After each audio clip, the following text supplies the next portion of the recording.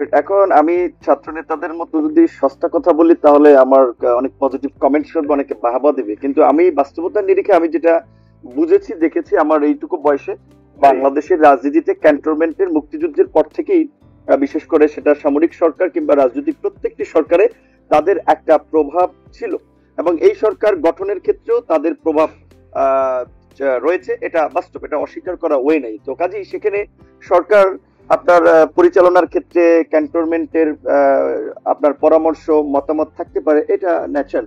কিন্তু যে বিষয়টি নিয়ে জলগুলো হচ্ছে কিংবা আলোচনা হচ্ছে সেখানে আমার একটা বিষয় হচ্ছে যে আইএসপিআর এর বিবৃতিতে কিন্তু পরিষ্কার করেছে যে সেনা প্রধান কাউকে ডাকে নাই, ওই ছাত্র নেতারাই আগ বাড়িয়ে সেনা প্রধানের আপনার সাথে ওকে, আপনি বলছেন যে এটা একটা বাস্তবতা। এই ব্যাপারে আপনার বক্তব্য আমরা শুনছি। আপনি একটু মজার বক্তব্য শুনেন। আমাদের একজন দর্শক বলেছেন যে মহিউদ্দিন, আপনি 18 সালে বলেছিলেন আমি যদি নূরকে একটি কঠিন প্রশ্ন করি তাহলে আমাকে 100 থেকে বেশি গালিগালাজের মুখোমুখি হতে হয়। এখন নূর একটি আপনি যে বললেন ছাত্রদের সস্তা কথা, আপনার বেশিরভাগ ছাত্রনেতা হচ্ছে আপনার ছাত্র নানা কারণে, এবং তারা আপনার পথই কিন্তু আসলে অনুসরণ করতেছেন। আপনি যেই পথ দেখিয়েছিলেন, এখন আপনি সেই পথ থেকে বেরিয়ে আপনি এখন একটি কাঠামোবদ্ধ অবস্থা, সেনাবাহিনী, ক্যান্টনমেন্ট, অনেক বেশি প্রাতিষ্ঠানিক, এরকম একটি জায়গা, একটি মুরব্বীর জায়গা নিচ্ছেন কিনা আপনি? না, মুরব্বীর জায়গা না।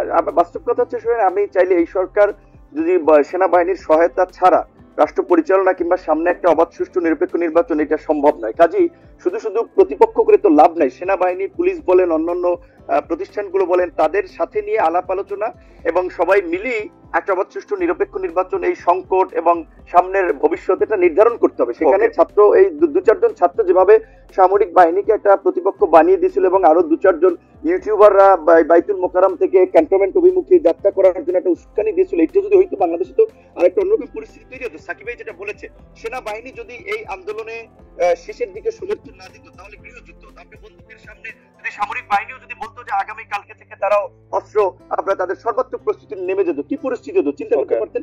একটা নির্ঘাত গৃহযুদ্ধ, হয়তো আমরা জয়লাভ করতাম, সেটা ভিন্ন বিষয়, কিন্তু এই ব্লাডশেড থেকে রক্ষার জন্য সেনাবাহিনী তো একটা ইতিবাচক ভূমিকা নিয়েছে। যেমনি একটি ভূমিকাটি নিয়েছিল 90 সালে, যেমনি নিয়েছিল 75-এ, যেমনি নিয়েছিল 71-এ, সেই সেনাবাহিনীকে মুখোমুখি করার কোনো আমাদের আছে বলে আমি মনে করি। জনাব, আপনার বক্তব্য পরিষ্কার। আমরা আবারও একটি কমন প্রশ্ন আপনাদের দুজনকে করতে চাই। এবার আপনাকে দিয়ে আমরা শুরু করতে চাই। ডক্টর ইউনূস সরকার প্রধান হিসেবে নরেন্দ্র মোদীর সঙ্গে বৈঠক করেছেন। এটি একটি বড় দিক কিনা বাংলাদেশের জন্য, এটা আসলে কতটা সিগনিফিকেন্ট, এটা নিয়ে একটা বলবেন। এটা এক ধরনের স্বীকৃতি, কেউ কেউ বলছেন চীনে গিয়ে 7 সিস্টার্স নিয়ে তিনি যে বক্তব্য দিয়েছেন, সমুদ্র সুবিধা নিয়ে তিনি যে কথা বলেছেন, ল্যান্ডলক কান্ট্রি, এগুলিকে আপনারা সুবিধা করেন কিনা, বলা যায় এর প্রভাবে ট্রান্সশিপমেন্ট বাতিল করে দিয়েছে ভারত, এটাও দেখছেন কিনা? আমি জানি যে অনেক বড় প্রশ্ন, অনেক বড় প্রেক্ষাপট, কিন্তু নূর যদি একটু 2 মিনিটে বলতেন। আমরা একই প্রশ্ন সাকিব ভাই, আমি সংক্ষেপে বলবো, যেহেতু আমার একটা প্রোগ্রাম আছে। এটা হচ্ছে ডক্টর ইউনূসের সাথে প্রথমবারের মতো তিনি ক্ষমতা আসার পরে 8 মাসে ভারতের প্রধানমন্ত্রী নরেন্দ্র মোদীর সাথে একটা মিটিং হয়েছে।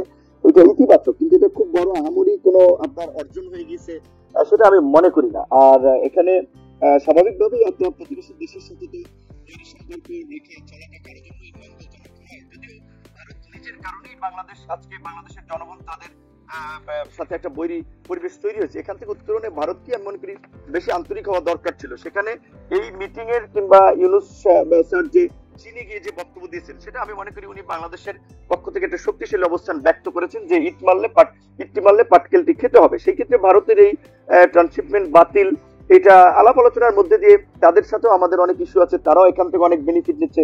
সেখানে ভারত একেবারে আমাদেরকে কোণঠাসা করে ফেলবে সেটাও ভারত পারবে না। তবে আমরা চাই একটা উইন উইন জায়গা থেকে ডিপ্লোমেসিটা ওপেন করার জন্য, একেবারে বন্ধ করতে আমরা চাই না। ওকে।